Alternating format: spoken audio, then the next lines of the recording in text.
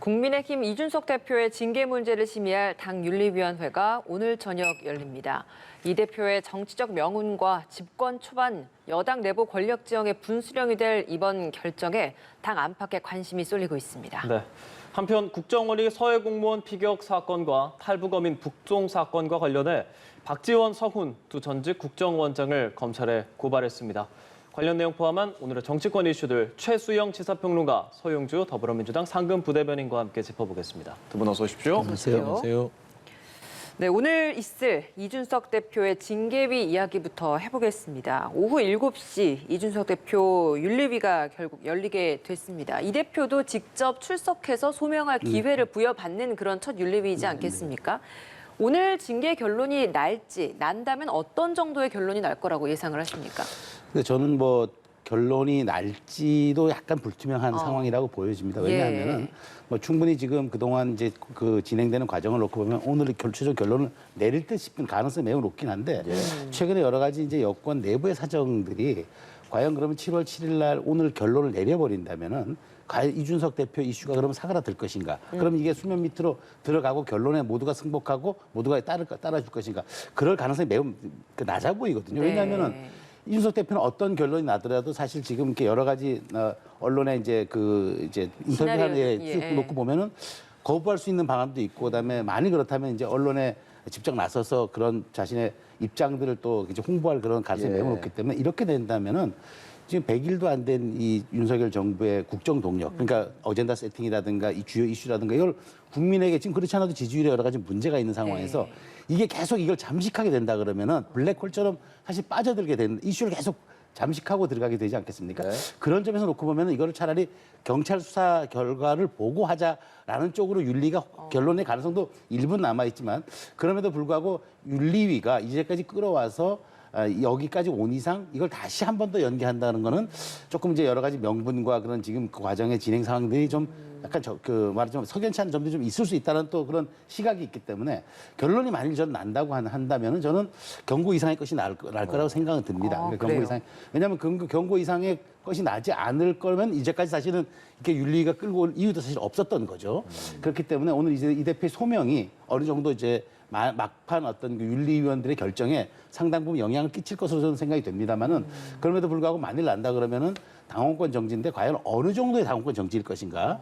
이제 한 달에서부터 3년까지 할 수가 있거든요. 근데 어느 정도의 수위로 갈 것인가에 따라서 이준석 대표의 반발 혹은 예를 들어서 짧은 시간 내에 난다면 그것을 수행한 다음에 나는 다시 복귀하겠다라고 할 수도 있는 것이고 아니 길다면은 그것 자체로 이제 이준석 대표가 여기에 대해서는 본인이 다른 쪽으로 방향으로 틀 수도 있는 거고 그렇기 때문에 저는 어쨌든 지금 이 7월 7일이 이 이준석 대표의 이 성비 의혹에 대한 결론이 날 것으로 저는 그러니까 결론을 낸다고 해서 결론이 날 거라고 저는 생각하지 않는다는 거죠. 그렇기 때문에 이제 어쨌든 이것이 좀 새로운 발화점이 어떻게 더 크게 될지 아니면 정말 이준석 대표가 지금 최근에 일련의 여러 가지 사정들을 놓고 보고 내가 깨끗하게 승복하면서 지금 여권 내부의 갈등이라든가 대통령 지지율이라든가 국민의힘의 지지율의 저하라든가 이런 것에 대한 어떤 그 방향 틀기를 한번 전환을 모색하겠다라고 대승적인 자세를 보일 것인지 관심이 놓여지는데 저는 후자의 가능성보다는 전자가 더 가능성이 좀 크지 않을까 그렇게 조심스럽게 분석합니다. 징계 결론이 날지 안 날지 여부에 있어서도 안 날 가능성이 더 크다. 그리고 난다고 하더라도 거기에 있을 후폭풍이 더 저는 크다. 발화점이 더 크다고 생각이 듭니다. 그리고 만약에 난다면 그 수위는 경고 이상이 날 것 같다. 당원권 정지 정도가 나올 것 같다. 이렇게 얘기하셨습니다. 어떻게 전망하십니까? 뭐 길게 얘기할 건 없을 것 같고요. 근데 이준석 대표가 상당히 상황이 안 좋아요. 계속 운이 요즘에 안 좋은 것 같아요. 당대표 징계라는 초유의 사태인데 오늘 결론을 낼 수밖에 없을 겁니다. 지금 현재 윤석열 정부도 그렇고 국민의힘도 그렇고 당 지지도도 그렇고 국정 수행 자체가 지지율이 굉장히 떨어지고 있어요. 지금 더 미뤄서 이 이준석 대표의 논란이 계속된다면 떨어지는 요인 중에 하나거든요. 당내 분란 자체가. 그렇기 때문에 빨리 결정을 할 수밖에 없다. 결정을 한다면은 윤리위는 이제 중립적으로 결정을 하겠지만 또 정치적인 부분을 고려할 수밖에 없습니다. 그렇지 않겠습니까? 지금 조금 약하게 하면 국민들이 뭐야 이럴 것 같은 거를 왜 이렇게 질질 끌었어? 이렇게 되는 것이고요. 그렇기 때문에 좀 중징계 수준, 당원권 정지 정도. 그다음에 김철근 이제 정무실장은 조금 더 강한 어떤 징계가 나오지 않을까 좀 예측을 하고 있고요. 예. 제가 봐서는 지금 어차피 이 윤리위, 국민의힘 윤리 자체가 계속해서 연기하고 검토하고 한다는 것은 기본적으로 당대표 이준석 대표를 징계하겠다는 의미예요. 안 그랬으면 벌써 기각을 하거나 뭐 안 했겠죠. 그런데 계속 살펴보는 겁니다. 살펴본다는 건 일단은 징계를 하겠다는 의지가 확실한 거고, 그러면 징계 수위인데 경고 수준으로 생각을 했을 수도 있는데 예. 지금 상황이 워낙 좋지 않으니 이 하나가 이제 재물이 되는 거죠. 예. 그러니까 이 판단 자체가 재물이 되고 결국에는 이 국정에 말하자면 미랄 역할을 해야 되나? 뭐 그건 아니지만 좀 그런 안 좋은 상황에 지금 있다 이준석 대표가. 그래서 저는 향후에 이준석 대표의 스타일을 좀 예측을 하자면 예. 정말 경징계가 내려진다면 아마 본인이 돌파할 거예요. 경고 정도가 경고 정도면 나오면. 본인이 어떤 사과나 근신을 통해서 당대표직을 유지할 공산이 크고 이준석 대표의 스타일이라면 네. 네, 당원권 정지 정도 나오면 뭐 그게 3달이든 6개월이든 어떤 그 거치 여부에 따라서 본인이 이제 정치적 결단을 하겠죠. 좀 그렇게 좀 보고 있습니다. 일전에는 이제 이준석 대표가 뭐 경고 정도도 못 받아들이겠다고 이렇게 말을 한 바도 있어서 일단 두 분 모두 다 당원권 정지 이상 정도를 예측을 해주셨고 징계가 없지는 않을 거다 이런 말씀을 공통적으로는 해주고 계시는데 아까 전에 평론가께서 짧게나마 네. 정지가 되면 복귀한다라고 네. 말씀을 해주셨지만 이준석 대표가 과연 그것을 인정을 하고 근신을 한다거나 사과를 하게 될까요? 자, 그럼 여기서 한번 지켜볼 것이 그럼 이준석 대표가 지금 처한 상황을 한번 볼 필요가 있어요. 어떤 이슈가 제기가 되고 본인이 거기에 대한 어떤 그 공격을 받았을 때 예. 그래서 돌파할 힘과 능력이 있으면 거부를 해도 됩니다. 근데 과연 돌파할 힘과 능력이 되는 것인가? 지금 사실 이준석 대표의 처지를 고립무원의 처지라고 저희들이 많이 이야기를 하지 않습니까? 더군다나 지금 대통령 지지율, 국민의힘 지지율, 그다음에 여권 전체의 지지율이 폭락하는 데는 사실 정부 우리가 여당이라고 그러잖아요. 한 몸이란 말이죠. 근데 그럼 과연 당대표에 대한 책임은 없을까요? 이렇게까지 사태를 끌어온 것이. 그러니까 저는 이런 생각이 있죠. 사실 이 문제를 이준석 대표가 윤리는 윤리대로 별도 트랙으로 진행하고 난 나대로 당무에 그냥 전념하겠다고 했으면 이렇게까지 내용도 불거지지도 않고 윤리가 이렇게 역사상 주목받은 적도 별로 없었을 거예요. 그런데 이게 이렇게 된 일은 이준석 대표가 굉장히 세게 여기에 대해서 반발하면서 늘 전선과 각을 세우고 이 배후에는 윤핵관이 있다고 지목하는 순간 이것이 전선이 완전히 형성이 돼버린 그런 케이스란 말이죠. 네. 그렇기 때문에 상당 부분 이준석 대표가 여기에 대한 이해는 그러니까 많은 사람들이 이준석 대표의 처지는 이해가 되고 입장도 이해는 되나 그러나 당대표가 이렇게까지 처신할 일인가? 라는 질문을 던지고 있다는 말이죠. 예. 그런 점에 대해서 그러니까 이준석 대표가 선거 때 본인이 어제 글을 올려서 나는 손절이 아니고 익절이다 이런 얘기까지 했는데 그래요. 이준석 대표가 전시에는 굉장히 특화된 지도자 분명합니다. 그래서 지방선거, 대통령 선거 다 승리로 이끌었어요. 연속적인 그 전국 단위 선거를 승리로 이끈 수장을 팽시킨다고 본인이 억울해할 수도 있습니다. 그럼에도 불구하고 본인이 이 문제를 거의 말하자면 윤석열 대통령의 측근과 나의 싸움으로 몰아가 버려서 전선을 그렇게 극한적으로 몰아갔기 때문에 윤리위의 입장조차도 지금 사실은 어찌 보면 정치적 배경이 무엇이냐라고 언론이 주목하게 될 수밖에 없는 그런 상황까지 왔잖아요. 그렇게 놓고 본다면 이준석 대표가 과연 이렇게 여당 지지율의 폭락과 그다음에 윤석열 대통령이 이렇게까지 지금 좀 말하자면 그 국정 어젠다를 제대로 돌파하지 못할 수 있는 정치적 환경을 이렇게 만드는데 본인은 책임은 없는가? 이런 점들이 있기 때문에 저는 이준석 대표가 이것을 더 수용하지 않고 더 강렬하게 나간다 그러면은 오히려 지금까지 약간 조성되었던 우호적 여론조차도 아마 등을 돌릴 가능성이 있어서 지금부터의 처신 문제가 대단히 중요할 것이다. 그러니까 평시에도 내가 온전한 리더십을 행사할 수 있는 그런 지도자라는 모습을 보일 필요가 있는 지금 국면에 와 있다고 저는 분석을 합니다. 이준석 대표가 내가 흑화되지 않도록 해달라 뭐 이런 이야기까지 한 상황이라서 오늘 결론이 났을 때 만약 두 분 다 예상하시는 어느 정도 경징계 이상의 당원권 정지 수준의 강한 그 징계가 나온다라고 한다면 그 흑화되는 그 수준을 어느 정도로 예상을 해볼 수 있겠습니까? 감당하지 못할 정도로 흑화된다고 했잖아요. 탈당까지도 저희가 예상을 해볼 수 있는 겁니까? 저는 이준석 대표가 굉장히 그러니까 아까 말씀했지만 이런 선거나 이런 정치적인 기술적 면에서 굉장히 뛰어난 사람입니다. 예. 그렇기 때문에 이준석을 대항할 만한 기술자는 없다 국민의힘에서.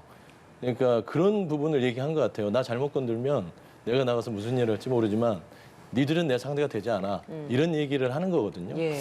저는 이제 뭐 이게 징계 수위에 따라서도 있겠지만 그 징계의 내용이 밝혀졌을 때에 이준석 대표가 과연 정치적으로 말하자면 본인의 위치를 다시 복원할 수 있을지에 대해서는 좀 고민해야 될 것 같아요. 이게 이제 성상납 의혹 부분이고 그다음에 이제 그 정무실장이 그 의혹을 증거인멸하려고 했던 부분들 이 두 가지잖아요. 예. 그러면 이건 단순한 사고로 끝날 부분인가? 이 첫 번째 이거는 이제 본인 개인의 정치적인 책임인 것이고 예. 세력 측면에 있어서는 국민의힘이 이준석 대표를 토사구팽하고 쫓아내서 뭐 윤핵관들이 국민의힘을 장악한다 한다면 이준석 대표는 다시 들어올 여지는 없겠죠. 그랬으면 나가서 본인의 세력이 아직도 있고 젊은 층의 세력들을 빼가서 새로운 정당, 그러니까 예. 분당까지도 생각할 수 있는 어떤 여러 가지 정치적인 어떤 스케줄을 머릿속에 짤 것이다. 그리고 따져보면 이준석 대표가 입을 여는 순간 국민의힘은 흔들흔들 할 것입니다. 특히 안에서 이 정도지 밖에 나가서 쏘아대기 시작하면요. 정신 못 차릴 것 같다. 그래서 하여튼 그런 좀 추측을 해봅니다. 예, 그러니까 지금 이 징계 윤리위의 이 결정이 이준석 대표에게 미치는 영향도 있을 것이고 국민의힘에게 미치는 후폭풍도 상당할 거란 말이죠. 그렇죠. 말씀하시는 것처럼 이준석 대표가 만약에 이제 분당까지 해서 외부에 나가서 빅스피커로서의 역할을 만약에 하게 된다라고 한다면 그게 또 여당에겐 과연 유리한 것일 것인가? 국민의힘에게는 그 2030의 표심, 젊은 층의 표심이 이탈되는 악영향은 있지 않겠는가? 이 부분은 어떻게 보십니까? 그건 뭐 당연히 연동되죠. 이준석 대표 특히 지금 2030을 중심으로 이렇게 팽식해도 되는 거냐라는 예. 지금 아주 그런 강력한 지금 반발들이 지금 감지되고 있지 않습니까?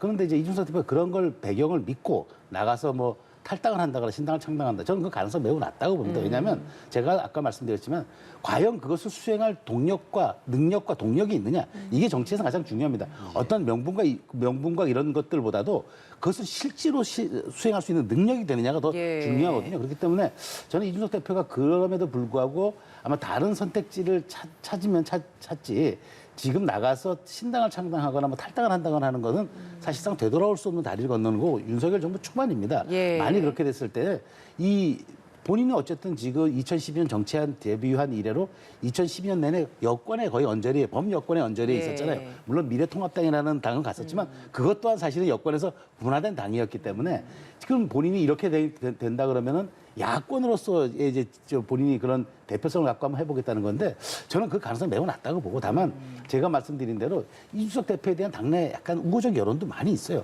과연 이것이 대표직을 수행하지 못할 정도로 이걸 우리가 윤리가 결정할 것인가에 대한 그런 우호적 여론이 있기 때문에 저는 이거를 잘 활용해야 된다는 생각입니다. 그래서 본인이 지금 어떤 결론 나올지 모르지만 저는 이제 권성동 의원이 이런 말을 한 번 했었잖아요.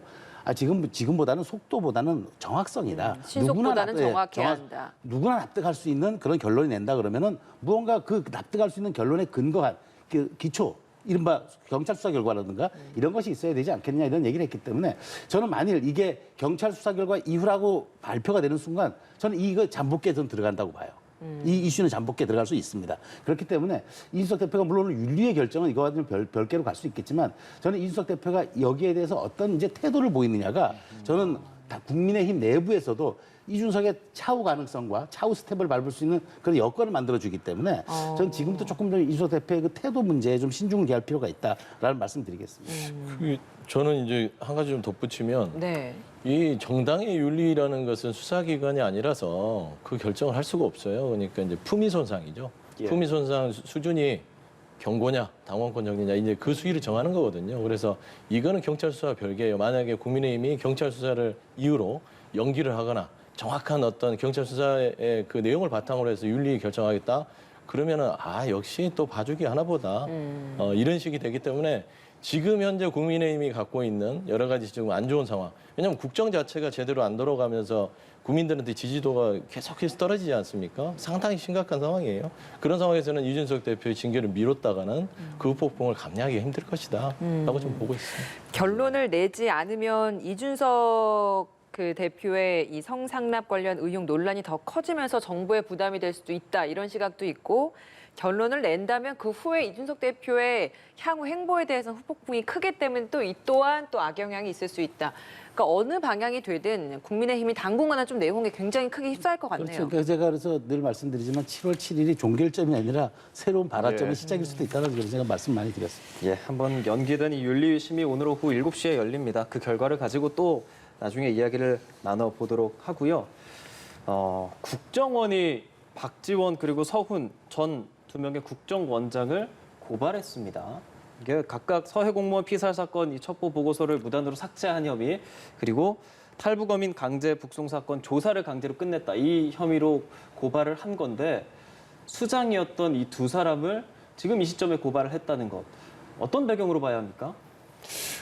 어이가 없죠. 그러니까 전 정권, 그러니까 이제 새로운 정권을 기준으로 봤을 때 전 정권의 국정원장, 본인의 기관의 장을 고발을 한다고요? 이거는 세계적으로도 유례를 찾아볼 수 없는 일입니다. 예. 정보기관 자체에서 전 원장, 바로 직전 원장이잖아요. 바로 떠나자마자 한 2달도 안 됐잖아요. 2달도 안 된 사람을 고발을 해요?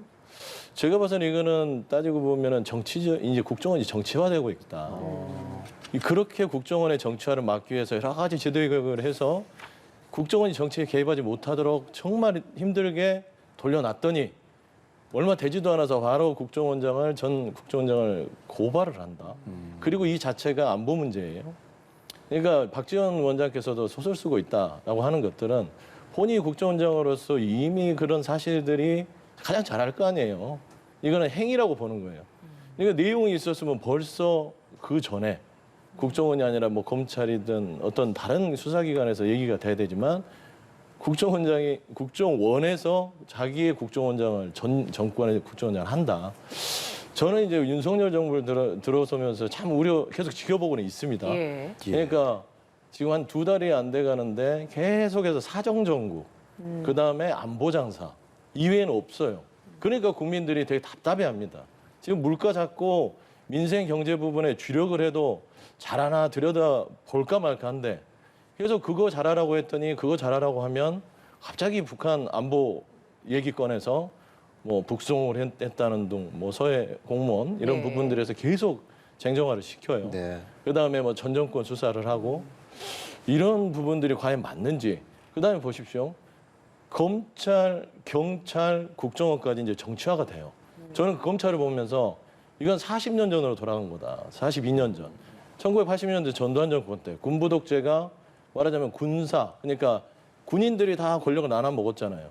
지금 윤석열 정부의 검찰이 다 권력 나눠 먹고 있다고 보입니다. 그다음 두 번째 경찰. 31년 전으로 갔어요.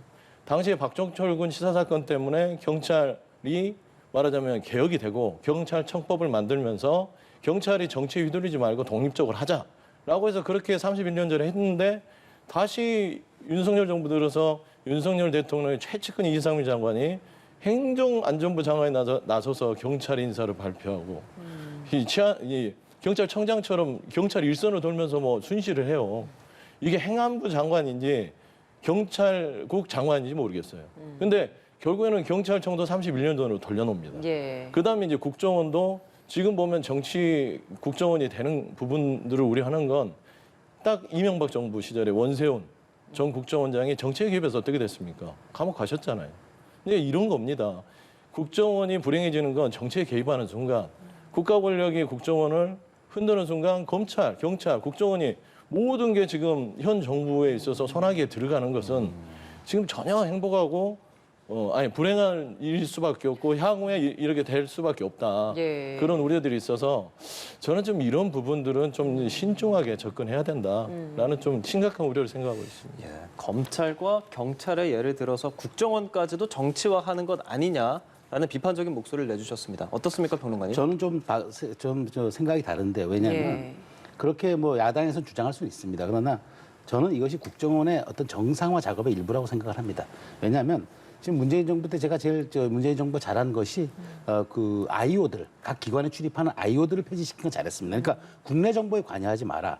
국내 정보에 관여하지 말고 국익을 위한 정보 생산, 그다음 관리, 그다음에 북한과 우리가 지금 대치하고 있는 상황에서 유일한 정보기관 아닙니까? 자, 그럼 거기에 대해서 최선을 다하라고 국내 정치 관여하도록 법적으로 못하게 하고 아이오들을 다 철수시켰어요. 예. 그러면 그렇게 본연의 업무에 충실해야 할 거 아닙니까? 그런데 지금 이 두 가지 사건이 그렇습니다. 전 실체적 진실은 고발했기 때문에 모르겠습니다만 지금 나온 것만 놓고 본다면은 자, 그 서훈 국정원장의 문제는 그겁니다. 그러니까 그때 귀순 의사를 밝힌 사람들을 몰래 다시 북한으로 송환시켰어요. 이게 어떻게 알려졌느냐? 당시 그 DMZ 대대장이 사진 찍어가지고 그 사진을 가지고 그 국가안보실 1차장 김용근 차장한테 보고하는 그 과정이 언론의 카메라에 포착되면서 이 사실이 세상에 알려졌어요. 네. 국정원이 음지에서 일하는 건 맞습니다. 그렇지만 그러니까 국정원 인권까지 무시해도 되는 기관입니까? 그건 아니잖아요. 이게 하노이 노딜 직후에 있었던 사건입니다. 그러니까 여기에 국정원의 정치적 판단이 있었다고 저는 보는 거죠. 만약 네. 그랬다면, 자, 그 박지원 국정원장 얘기입니다. 자, 그렇다면 서해 피격 사건 있었습니다. 자, 그런데 여기에 대해서 최초의 첩보 과정이 표류다, 뭐 추락이다 여러 가지가만 있는 상황에서 국정원이라면 대통령이 가장 판단할 수 있고 믿을 만한 정보를 딱 갖다가 대통령 앞에서 드리고 대통령이 어떤 식으로든 판단을 해가지고 이것을 이제 어떤 식으로 대책을 마련하도 지시해야 되는 게 국정원의 임무인데 그 국정원장이 그 과정에 있었던 서류와 그다음 그런 뭐 기록에 관여했다, 영향력을 행사했다. 이것도 중요한 문제죠. 이렇다면은 국정원의 앞으로의 정보 관리, 정보 생산 유통 이걸 어떻게 신뢰할 수 있습니까? 저는 그래서 물론 이것이 국정원장들이 고발되는 사건은 매우 불행한 사건 분명합니다. 그럼에도 불구하고 그러니까 지금 정치화라고 말씀하셨는데 국정원의 탈정치화를 위한 저는 오히려 이것이 첫 작업이다. 그래서 들여다보고 원장들이 앞으로 개인적인 어떤 정치적 이해관계라든가 정치적 환경 때문에 정보에 개입하거나 정보의 그 유통 기록에 관여하지 못하도록 오히려 저는 이것이 한번 그 시금석이 되고 강력한 경고를 해서 앞으로 어떠한 원장이 오더라도 이런 정보들은 객관적으로 관리되고 객관적으로 유통될 수 있는 그런 시스템을 만드는 게 중요하다. 그런 차원에서 이 사건을 대검을 고발한 것은 저는 뭐 왜 사법적 판단을 구하는지 모르겠습니다만은 내부에서라도 저는 이 문제에 대한 어떤 매뉴얼 혹은 시스템 관리 한번 다시 들여다볼 필요가 있겠다는 말씀드리겠습니다. 국내 정치에 개입하지 말라고 개혁을 했는데 그렇지 않은 정황들이 포착돼서 수사를 의뢰한 것뿐이다. 네, 저는 그렇게 이런 생각합니다. 이야기를 하시는데 오늘 박지원 전 국정원장 언론 인터뷰에 나와서 이제 해명을 한 내용을 들어보니까 현재 해임된 국정원 직원들을 고강도로 감찰을 해서 밝혀진 것이라는 게 국정원의 이제 그 근거인데 여기에 대해서 전 국정원장에 대해서 기본적으로 국정원에 대한 감찰을 진행을 한다면 전 국정원장 해당 당시에 있었던 국정원장에 대해서도 연락을 취해서 사실관계를 확인을 하는 절차가 있었어야 되는데 감찰 과정에서 그런 것 하나 없이 바로 검찰에 수사를 의뢰한 것 이 부분에 있어서 지금 문제를 제기하고 있거든요. 사실 그 문제는 제가 뭐 정확하게 국정원이 진행했기 때문에 내용을 모릅니다만은 그 박지원 원장의 주장에 따르면은 최소한 어떤 피의자 방어권이라 우리가 얘기하잖아요. 그건 진술권. 그다음에 예. 내 입장 표명에 대한 권리가 좀 제한됐다. 거기가 절차적으로 이루어지지 않았다. 이 점은 사실은 좀 문제가 있을 수 있죠. 왜냐하면 저는 많이 그렇다면은 이 부분은 물론 이 재판이 비공개로 진행된 가능성이 매우 높겠습니다만은 예. 거기서 이제 박지원 원장이 소명한다 그러면은 사실상 그건 재판부가 조금 그것은 감안될 거라고 봐요. 왜냐하면 사실관계에 있어서 본인의 진술도 굉장히 중요하지 않겠습니까? 이 점이 좀 누락됐다라고 한다면 저는 절차적 정당성이 조금 문제가 있을 거라고 봅니다. 그렇지만 저는 이 내용 자체가 이제 그럼 검찰에서 넘어갔다 그러면은 법적인 다툼 과정에서 박지원 원장의 입장이라든가 그런 주장들이 상당 부분 재판부에도 반영이 되지 않을까 생각이 됩니다. 근데 저는 보면서 저는 이제 내용 자체를 여기서 이제 시간상 깊이 들어갈 수는 없지만 태도 측면을 보면 예. 이 국정원이 박지원 전 원장을 고발하는 시기가 그러니까 국민의힘의 이제 서해 피격 사건 TF가 끝나는 시점이에요. 그러니까 그 내용 자체가 끝나자마자 이 불씨를 살리기 위해서 국정원이 그대로 또 고발하는 거예요. 그러면 그걸 가지고 중앙지검에 던져요. 이런 과정을 보면서 이건 철저하게 기획된 것이다. 그러니까 이 불씨를 살려가라라는 누군가의 지시가 있지 않냐는 그런 추측을 할 수밖에 없어요. 그러니까 이건 결국에는 박지원 전 원장을 주기 위해서 하겠습니까? 결국엔 또 그 국정원장 위에 누가 있어요?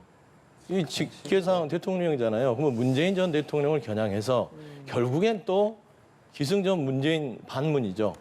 또 문재인 정부 탓하려고. 경제 힘들다 그러면 문재인 정부 보세요. 거기다 놨습니다. 국정원 보세요.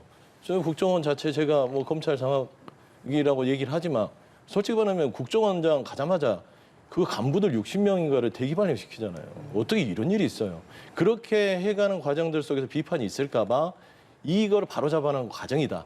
그래서 또 무슨 일이 생기면 그래도 문재인 전 정부보다는 낫잖아요. 이 말을 반복하기 위한 여러 가지 포석. 그다음에 두 번째는 서해 피격 공무원 사건의 이슈를 꺼트리지 않기 위한 하나의 어떤 판단에서 굉장히 정치적인 여건을 잘못했다고 국내 정치에 개입했다고 하지만 그 속내는 본인들이 정치적으로 국정원을 이용한다라고 볼 수밖에 없다. 저는 그렇게 생각하고 조금 있습니다. 좀 과도한 좀 주장을 하시는 것 같은데 저는 그래요. 그러면 이 서해 공무원 피격 사건이 지금 TF 활동하는 이 시기에 이 문제도 같이 거론해야지. 그러면 만약 이 문제가 내년에 나와서 하면 굉장히 뜬금없어 보이지 않겠습니까? 저는 오히려 이 같은 맥락에서 이 사건이 진행되는 과정에서 총체적으로 어쨌든 국정원의 문제까지도 한번 종합적으로 들여다보고 이 이슈를 이제는 깔끔하게 이제는 모든 것을 정리해야죠. 근데 이 이슈를 언제까지 그럼 내년까지 끌어가겠습니까? 그러니까 저는 이게 지금 굉장히 논란이 되고 국회에서도 양당이 TF를 구성하고 조사하고 발표하는 과정에서 국정원의 문제도 같이 한번 들여다보는 이 타이밍으로 저는 해석하는 게 맞지. 이걸 국정원의 이걸 불씨를 계속 살리고 동력을 이어나가기 위해서 정치적으로 기획됐다. 물론 뭐 야당에서는 충분히 그렇게 의혹 제기할 수 있습니다만은 조금 그러한 생각이 그 국민들에게 좀 과도하게 비춰지지 않을까 하는 생각이. 예, 여야가 모두 이제 태스크포스를 꾸려서 조사를 하고 있는데 국민의힘이 최종 조사 결과를 발표한 네. 것은 문재인 정부가 그 당시 고인이 생존한 것을 알고도 유족들에게 숨겼다. 개인에 대한 조직적 국가폭력이다라고 주장을 했는데 이런 내용을 어느 정도 이제 확신을 하고 발표를 한 것 같습니다. 뭐 그렇습니다. 그러니까 이제 최종 발표라고 하니까 하는데 중요한 건 이제 그 생존을 알고도 방치했다는 거잖아요. 근데 그게 이제 국가가 과연 국민을 그 정말 보호하는 그런 그 본연의 기능을 수행했는가. 그리고 이제 민간 선박이나 이제 납포 대응 매뉴얼이 있었는데 이 매뉴얼에조차도 따르지 않았다고 이제 TF가 결론 내린 거란 말이죠. 그렇다면 그 매뉴얼이 왜 있어야 합니까? 그래서 저는 그런 과정에서 어쨌든 제일 중요한 것은 그분이 피격을 당하지 않았을 때 생존해 있었을 때 우리 정부가 만일 제대로 대응도 못하고 국제공조라든가 북한에 대한 한라인이라든가 여러 가지 과정을 통해서 적절하게 대응하지 못했다면 저는 사실 이거는 뭐 단순하게 이 사건을 떠나서 국가가 국민에 대한 본연의 어떤 임무와 책무를 방기했다는 점에서 이건 좀 비판받아 마땅한 거고요.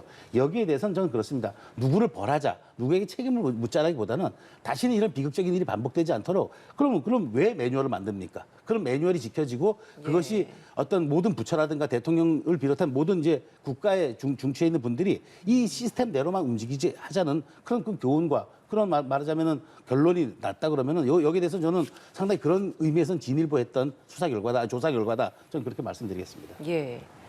저는 뭐 예. 그 영두삼이 조사했어요. 그러니까 파편적으로 주장을 하다 보니 그 처음에 주장했던 거랑 결론이랑 뭐가 다릅니까? 특별한 게 없잖아요. 그러니까 생존을 알고도 정부가 숨겼다. 처음부터 주장했던 겁니다. 하태경 뭐 이제 TF 이제 의원께서 TF 단장 의원께서는 계속 문재인 정부가 숨겼다. 근데 하나가 쏙 들어간 게 월북이냐 아니냐. 이 부분에 대해서 정확하게 단정을 못 했잖아요. 월북이 아닌 것으로 보인다. 이거는 이제 정보를 공개해서 봐야 되기 때문에. 그러니까 더 크게 부각시킨 거는 생존을 알고도 문재인 정부가 숨겼다. 이것도 확인을 해봐야 됩니다. 그러니까 주장인 것이에요. 예. 어떤 근거가 없이 지금 가는 것인데 이 부분은 실체적 진실을 분명히 밝혀야 된다고 봅니다. 민주당에서도 TF를 꾸려서 지금 하고 있고요.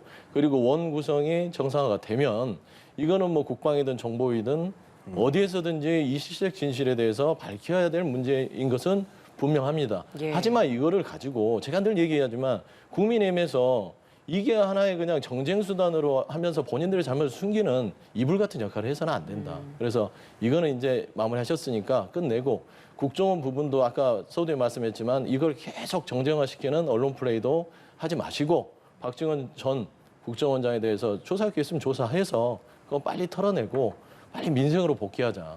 지금 국민들 죽어납니다. 이런 부분들 국민의힘이나 윤석열 정부가 통렬하게 좀 이렇게 좀 엄중하게 생각해야 된다. 좀 그런 말씀 드릴 수밖에 없습니다. 예, 이 국정원 고발과 관련해서는 아직까지 서로 주장하고 있는 사실관계조차도 막 다른 공방이 오고 가고 있기 때문에 그 내용은 또 차차 또 많이 또 거론이 될 것 같습니다. 차후에 더 다뤄보도록 하겠고요. 이번에는 윤석열 대통령의 사적 수행 논란 이야기를 해보겠습니다. 나토 정상회의에서 김건희 여사를 수행한 사람이 사적 인물이었다라는 논란이 일은 지 하루도 채 안 돼서 이번에는 인척이 대통령실에서 근무를 한다라는 사실이 알려지면서 논란이 됐습니다. 대통령실의 해명을 보니까 해당 행정관은 대통령 그 경선 캠프 때도 같이 일을 했었고 그때 업무를 해왔던 사람으로서 연장선 상에서 일을 한 것이다. 그리고 실제적으로 그 인적 관계인 게 대통령실에서 일을 하는데 어떤 영향도 미치지 않았다. 외가 육촌은 이해충돌 방지법상으로도 채용 제한 대상도 되지 않는다. 이게 지금 대통령실에서 내놓는 공식 입장입니다. 이 논란에 대해서 어떤 의견이십니까? 그러니까 저는 뭐 부속실에 근무하는 인원들은 대부분 오랜 연속성을 갖게 돼 있습니다. 그러니까 예. 이를테면은 국회에서부터 그러니까 국회의원 했던 분이 그 대통령이 되면은 국회에서부터 보좌했던 사람들이 부속실로 갑니다. 왜냐하면 오랫동안 그 분을 보좌했기 때문에 내밀한 것도 알고 있고 특히나 회계나 이런 부분들은 좀 엄격하기 때문에 이제 연속성을 많이 따집니다. 그리고 이제 청와대가 대통령실이 얘기한 대로 육촌 같은 경우는 뭐 이해 충돌의 대상이 되지 않을 수도 있습니다. 그러니까 사실 법적으로 문제가 되면 채용을 하면 못하는 거죠. 근데 네. 중요한 거는 이제 과연 저는 그렇습니다. 어떤 사실보다도 정치적 인식이 더 중요하다는 거죠. 그러니까 국민들이 과연 이것을 어떻게 눈높이에 맞게 받아들이느냐. 이제 문제가 제기됐으니까 대통령실이 해명했고 국민은 거기에 대해서 이제 평가를 내릴 것인데 네. 윤석열 대통령의 브랜드가 공정과 상식이었잖아요. 그렇기 예. 때문에 이제 이런 어떤 기회들이 보편적으로 이제 모두에게 똑같이 주어져야 하는데 이분이 이 캠프 때부터 특화돼 있고 전문성이 있어서 대통령실을 갔다. 저는 그러면은 사실 이 부분이 법적으로 충돌되지 않는다면은 저는 대통령실의 설명 그대로 액면대로 받아들이고 여기에서는 저는 이제 평가는 국민들이 한다고 생각을 합니다. 그러니까 예. 사실은 저는 그렇습니다. 굉장히 지난번 사적 수행과는 좀 다르게 이 부분은 공적인 채용 과정을 거쳐서 임용을 했거든요. 그렇기 때문에 여기 대해서 정말 정확한 직무 수행을 할 수 있고 대통령의 어떤 대통령실 운영에 도움이 되거나 충분히 전문성을 발휘한다면 그 자체로 나쁜 일은 아닙니다. 다만 이제 국민들이 그러면 윤석열 대통령 언제나 정의와 공정과 상식이 본인의 대표 브랜드고 정치에 입문했던 정치적 자산인데 그럼 과연 여기에 부합하느냐 이런 질문을 던질 수가 있습니다. 그럼에도 예. 불구하고 이 문제가 저는 사실은 꼬리가 몸통을 흔드는 격이다. 그러니까 사실 지엽적인 부분인데 이 부분 자체가 윤석열 대통령의 통치 혹은 국정 철학 이런 것과 똑같이 연동되어서 해석되는 건 너무 좀 과하다고 보고요. 다만 이 문제는 국민적 눈높이에 봤을 때 그러면 캠프에서 일을 했지만 굳이 대통령실까지 같이 가서 일을 했어야 하느냐. 이 질문을 뭐 국민들이나 야당 할 수 있다고 봅니다. 언론은. 다만 여기에 대해서 저는 그렇다고 해서 이 공정한 어떤 공적인 절차를 거쳐서 임용된 이 행정관을 또 해임시킨다. 그것도 사실은 또 그 앞뒤가 안 맞는 이야기일 수도 있어요. 그러니까 저는 예. 이분이 3급이기 때문에 자기의 그 직분과 자기 전문성에 걸맞는 일을 잘 수행해서 대통령에 잘 보좌한다면은 저는 이 문제를 그렇게까지 확대해서 갈 필요는 없다. 너무 꼬리가 저는 몸통을 흔드는 외도적 그러면 현상이라고 생각을 합니다. 이 김건희 여사 봉하마을과 나토 순방 때 같이 했었던 사적 수행 논란과 이번 그 인적 채용 논란은 친인척 채용 논란은 좀 별개로 좀 결이 구분져야 다르다고 된다. 저는 생각합니다. 알겠습니다. 어떻습니까? 결이 다를 이유가 없죠. 인식이죠, 인식. 중요한 거는 모양은 다를 수 있지만 인식 자체가 잘못된 거죠. 이렇게 해도 되는구나. 왜 이런 부분에 있어서 국민들의 시각이나 야당에서는 우려를 표하냐. 특히 대통령실에 있어서는 굉장히 국정의 가장 핵심입니다. 거기에서 사적 채용에 대해서 굉장히 민감한 이유는 사적이 들어가면 그게 비선이 될 수 있습니다. 그래서 공식 채용을 합니다. 공개 채용을 해야 이 사람이 어떤 사람이고 어떤 절차로 들어와서 무슨 일을 할 수 있겠구나라는 게 확인이 되는데 그런 거 없이 그냥 내가 아는 사람 너 잠깐 와서 일 좀 해. 근데 임명은 하지 않아요. 근데 그게 수시로 드나들면 뭐가 됩니까? 비선이 됩니다. 근데 이제 인척은 또 그런 관계는 아니잖아요. 그러니까 이제 인척만 따지고 보면 예. 그러니까 이제 제가 초두에 얘기했던 그 인식 부분의 문제에 있어서 그런 민간인이나 이런 절차를 무시하고 쓰는 이런 국민들이 봤을 때 아닌데라는 것들에 대해서 굉장히 엄중하고 이거 뭐 문제가 있겠구나라고 두려워해야 되는데 내가 대통령인데 좀 쓰면 어때라는 인식은 예. 버려야 된다. 그다음에 인척이라 하더라도 선임 행정관이면 상급이에요. 예. 공무원들이 상급이 되려면요 몇십 년을 해야 됩니다. 그러면 이 사람이 거기에 부합할 만한 어떤 대체 불가한 능력이 있는지. 근데 뭐 캠프에서 일을 쭉 도왔다고 하더라고요. 예. 그래서 이제 말씀하신 대로 부속실은 좀 이제 특수한 관계상 뭐 옆에서 좀 어느 정도 개인적으로 알 수 이제 그 어떤 일정이나 어떤 특성이나 이런 그 습관을 알 수 있는 있는 사람이 가는 게 뭐 통상적이라고 봤을 네. 때 그거는 뭐 그럴 수도 있다고 인정을 하더라도요. 그러면은 이 자체가 문재인 정부 때는 그럼에도 불구하고 8초 이내는 신고를 해서 이게 심사를 하게 했어요.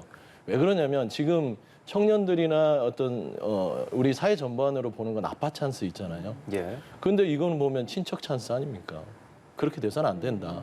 그러니까 설령 이 사람이 훌륭하다고 판단이 되더라도 국민들 기준에 조금 오해가 있을 수 있다 하면 이런 부분들은 논란을 피해간 삼가해야 차원에서. 되는 게 예. 국민을 두려워하는 기본적인 정부의 자세이고 특히 문제되는 거는 이번에 이제 나토를 민간인 데려간 부분들은요. 예. 이게 있을 수도 없는 일입니다. 근데 예. 이거를 있을 수도 없는 일을 가지고 국민들한테 죄송하다고 사과를 할 게 아니라 또 자꾸 핑계를 댑니다. 예. BTS까지 끌어들여서 문재인 정부 때는 BTS를 데려갔는데 예, 그 아예 부분에 다- 있어서 저희가 네. 그 각 당의 녹취를 준비한 게 있거든요. 아, 한번 그거 들어보고 들어보고 얘기할까요? 관련 이야기를 좀 예, 해보도록 알겠습니다. 하겠습니다. 예. BTS 수시로 뭐 해외 방문할 때마다 동원해가지고 같이 무슨 뭐 퍼포먼스도 벌이고 있잖아요. 문재인 대통령이. 대통령 전정기도 공무 수행 과정에서 예. 공무에 도움이 되고 보조를 하고 지원을 했다 그런다면은 네. 그건 일단은 특별 수행원인 거예요. 어. 그런 특별 수행원이기 때문에 전용기 타는 것이 그렇게 큰 문제가 된다 저는 생각 안 합니다. 최순실 씨가 박근혜 대통령으로부터 무슨 보수를 받았습니까? 근데 국정원문 사건이 생기는 거잖아요. 이런 개인적으로 지인을 쓰고 또 그 지인을 대동하고 이렇게 다니는 거에 대해서 아무런 문제의식이 없는 이 대통령 영부인의 문제는 국가적 문제가 될 수 있습니다. 그런 점에서 이 문제는 이제 정식으로 문제를 제기해서 따져야 할 사안이 됐다고 봅니다. 네, 여야 권성동 원내대표와 우상호 비대위원장 라디오에서의 발언 들어봤는데 일단 BTS 발언 계속 네. 하고 계셨으니까 좀 네네. 여쭙겠습니다. 어떻게 들으셨습니까? 그러니까요. BTS를 우리나라의 국가의 자랑인 BTS를 비유에 넣으셨는지 그런 부분은 좀 사죄를 하셔야 될 것 같아요. 민간인 데려가서 정말 뭐 자격도 없는 분 같아요. 현재까지는 봐서는요. 뭐 기타 수행원이라고 얘기를 하더라고요. 그 이번에 그 나토 데려가신 민간인은. 예. 예. 근데 BTS는요 당시에 특사로 임명을 합니다. 그리고 유엔에서 요청이 있었어요. 그러면은 이번에 민간인 데려간 1호기를 태워서 데려간 민간인 그분 영어를 잘하고 외국 생활을 오래 해서 데려갔다는 그분은 그러면은 스페인이나 나토에서 요청이 있었을까요? 없잖아요. 그냥 제가 봐서는 현재까지 확인한 거는 원래 이 국제 정상회담이나 이런 거 할 때는 선행 팁을 선발대를 갈 때는요 외교부에 외교장 그러니까 의전장이 있습니다. 의전 비서관하고 이제 업무 소통을 해서 의전장이 그거를 이제 선발대로 가서 이렇게 쭉 한 3, 4일 동안 경호팀과 같이 가서 이제 일정부터 만나는 사람부터 뭐 보안시설 다 확인을 해요. 그러면 그 민간인이라는 그분은 뭘 했을까요? 그러면은 그렇게 말하자면 국가 안보와도 직결된 비밀들이 계속 일정도 비밀이에요. 근데 그거를 다 지켜보는 민간인 어떻게 갔을까요? 보통 의전장이나 의전비서관이 대통령한테 이분은 정말 훌륭한 분이라서 나토나 스페인을 잘 알고 영어를 훌륭하게 잘해서 데려간다. 그렇게 된 게 아니라 의전장이 몰랐대잖아요. 그러면 결국에는 추측할 수 있는 건 그겁니다. 대통령 부인이나 대통령의 의중이 내려갔다. 나 이 사람 필요하니까 데려가세요. 어떻게 해서든지 만들어 보세요. 그러니까 이분이 공무원 신분도 아니니까 비밀 취급 인가증도 없습니다. 예. 이렇게 대통령을 옆에서 증거를 하려면 비밀 취급 인가가 있어야 돼요. 특히 1호기를 탔을 때는 여러 가지 옆에서 얘기를 듣잖아요. 네. 이거를 민간인이 어떤 비치 인가증도 없이 그냥 잘 안다고 해서 보니까 이분이 그 윤석열 대통령이 지검장 시절에 지금 인사비서관하는 이원모 비서관을 중매해준 분이잖아요. 예. 여성분이 민간인이 그러면은 어떤 관계겠어요? 추측컨대 이 비서관과 윤석열 대통령이 사적으로는 형동생하고 지냈다면 그 민간인은 재수신 거예요. 민간이 저기서 이제 호칭을 하면 그런 관계에 있는 사람을 어떤 능력이 탁월해서 데려갔다? 이분 말고 대체할 사람이 없었을까요? 라는 의문에서는 굉장히 알겠습니다. 잘못된 선택이다. 예. 이 부분은 대통령실에서 애둘러서 그냥 대통령 부부가 잘 알아서 데리고 갔다는 변명만으로는요 상당히 좀 그냥 공색하고 이거는 나중에 원구성이 정상화되면 예. 이건 운영이나 여러 가지 차원에서 꼭 반드시 국정감사까지 필요하다. 국정감사까지 좀 과하고요. 이 사실 파악을 좀 해야 될 것 같아요. 왜냐하면 이 부분을 한 가지 좀 덧붙이자면 이분도 이제 나토카에 따른 민간인도 그렇지만 예전에 그 김건희 여사의 의전실, 그러니까 이부속실은 아니지만 옆에 예. 백업해주는 분들이 코바나 컨텐츠 직원들 2명을 사적으로 있던 분을 채용한다고 그랬잖아요.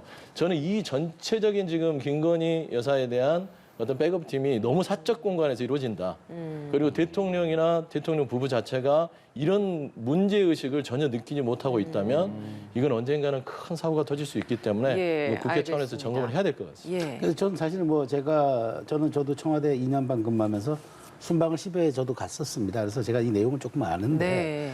그게 순방이 이루어지기까지는 처음에는 이제 그 청와대, 그러니까 대통령실의 경호, 의전, 홍보가 사전 답사팀으로 네. 갑니다. 가서 이제 기본적인 동선과 예. 그런 여러 가지 이제 일정들 체크하고. 그러니까 그 어떻게 행사할 것인지를 정해두고 들어와서 보고를 합니다. 보고를 하면은 그 다음에 본진이 나가기 직전에 나가는 게 이제 선발팀이 나갑니다. 가서 이제 실제적으로 이제 행사 세팅도 하고 다 합니다. 그러니까 아마 이분이 거기에 간 것 같아요. 네. 그래서 갈 때는 민항기로 이제 선발대로 이제 가가지고 행사 기획하고 아마 이렇게 조율을 한 모양입니다. 그리고 이제 통상 행사가 끝나면은 본진하고 같이 1호기에 탑승해서 귀국을 합니다.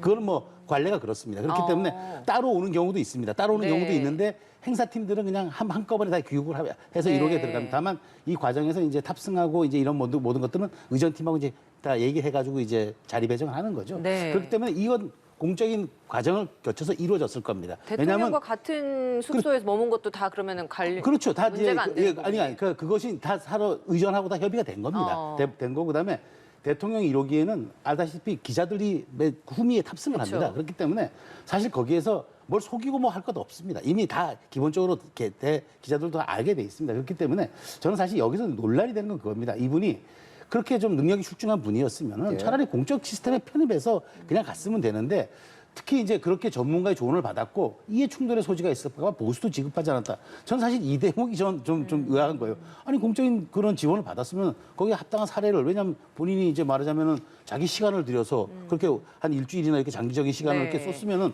거기에 대한 합당한 사례를 하는 게 좀 맞지. 그게 남편이 근데 인사비서관으로 있어서 이해 충돌 그러니까 어쨌든 그 전문적인 영역에 도움을 받았다고 하니 거기에 대한 합당한 대가를 치르는 게 뭐 우리 사회의 그건 기본적인 원칙 아니겠습니까? 그러니까 저는 그겁니다. 대통령실의 해명이 오히려 이 사건을 조금 말하자면은 좀 오해를 하게 만들었다는 겁니다. 그러니까 사실 그렇습니다. 행사 기획에는 교민 간담회라든가 여러 가지 좀 기술적인 부분을 요하는 게 있습니다. 그렇기 때문에 행사 기획 민간인 전문가들이 갑니다. 갈 때는 사전에 그래서 민항기를 타고 가는 겁니다. 예. 올 때는 이제 그렇게 탑승해서 들어오는 경우가 있는데 이 부분은 사실 어느 정도 조율이 됐다고 보는 게 맞고요. 다만 이제 이런 부분들이 더 이상 논란이 되면 전 그렇습니다. 윤석열 정부가 지금 100일 동안에 국민들한테 5년간의 국정 어젠다 세팅을 하는 게 제일 중요한데 이런 문제들이 자꾸만 이제 얘기가 되면은 오히려 정말 중요한 것은 꺼내놓지도 못하고 이런 걸로 사소하게 자꾸만 공격받다 보면은 그 리더십에 좀 상처가 날 수가 있거든요. 이런 점을 좀 대통령실이 명심해가지고 차라리 이런 부분들을 좀 깔끔하게 좀 정리해가지고 했으면 되는데 조금 이런저런 해명들이 자꾸만 꼬이다 보니까 더 오해와 억측을 불러일으키는 건 아닌가 그렇게 생각합니다. 예, 마지막으로 이 질문 좀 간단히 드려보겠습니다. 민주당 전대 룰 두고 굉장히 갈등이 심했었는데 어제 당무회에서 갈등을 봉합하는 최종안을 좀 발표를 했습니다. 어느 정도는 논란이 됐던 비대위의 수정안이 상당 부분 좀 수정이 돼서 전준희가 내세웠었던 안들이 좀 많이 반영이 됐습니다. 어떻게 평가를 하시는지 지금 이게 계파 갈등으로까지 지금 많이 비춰졌던 부분이 있어서 이런 것들을 좀 잠재울 수 있는 상황이 된 거라고 보십니까? 일단 그렇다고 봐야죠. 그러니까 저는 우상호 비대위원장이 말하자면 인내 리더십을 발휘했다. 그러니까 우상호 비대위원장이 했던 부분들, 그러니까 여러 가지 있지만 중앙위원회에서 100%를 했던 거, 7대3으로 하는데 100% 했던 거는 기존의 전통 방식을 그대로 하자. 왜냐면 민주당이 그대로 해왔거든요. 근데 이제 와서 뭔가를 바꾼다는 건 또 논란의 여지가 더 크니까 기존에 하면은 기존에 했던 대로 하는 거잖아요. 그래서 이제 아마 그런 결정을 했고 아마 보면 이제 권역별 어떤 지역캡을 씌워서 했던 부분이 좀 논란이 된 것 같아요. 최고위원 선출하는 그렇죠. 최고위원 부분이요. 선출. 근데 이거는 좀 뭐 이제 반발이 있었다는 건 개파보다는 본인들, 그러니까 최고위원에 출마하는 분들이 어떤 본인의 어떤 표의 득실을 따졌을 때 손해잖아요. 왜냐하면 지역협을 씌우면 하나가 가버리니까 예. 나한테 올 게 없어져요. 그러니까 어떤 본인들의 정치적인 이익 이걸 계산해서 아마 우상호 비대위원장이 아마 이 지역 부분의 캡을 제안했던 걸로 알고 있거든요. 네. 근데 이거는 우상호 위원장이 무슨 누구 특정과 계파를 고려할 이유는 없잖아요. 지금 뭐 정치에 불출마하시기로 하셨고 2달짜리고 뭐 얼마나 사심이 있겠습니까? 예. 그런데 이제 짧게 얘기하자면 민주당이 계속 최고위원들이 한 3, 4년간 수도권 중심으로 최고위원들이 나왔습니다. 그러면 호남, 영남, 충청이 소외됐어요.